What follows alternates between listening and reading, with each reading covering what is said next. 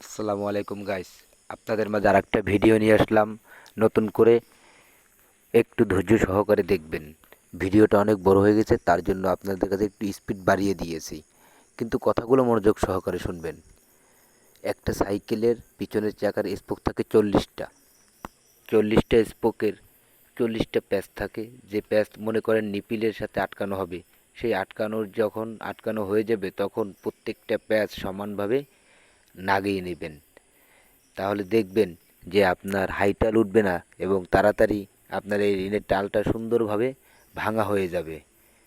সাধারণত একটি চাকার টাল ভাঙতে সময় লাগে 45 থেকে 1 ঘন্টা।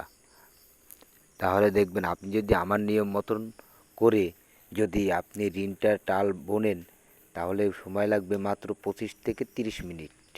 তার বেশি সময় একটুও লাগবে না। তো একটু ধৈর্য সহকারে দেখুন, দেখলেই বুঝতে পারবেন যে কতটুকু সময়ের ভিতরে আমার টাল ভাঙা হয়ে গেছে এবং এই টালের মধ্যে কোনো হাইটাল নেই। হাইটাল মোটে আপনার হবেই না।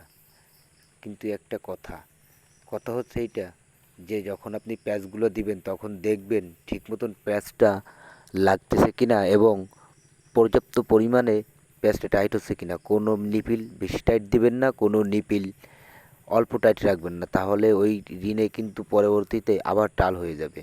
যখন আপনি সব কয়টা স্পোক ঠিক মতন টাইট দিয়ে রাখবেন, তখন দেখবেন প্রত্যেকটা স্পোক যখন ঠিক মতন টানা হবে তখন ওই ঋণটায় বয়সও বেশি দেবে এবং আপনার ঋণের টাল হবে না। মনে করেন একবার ঋণ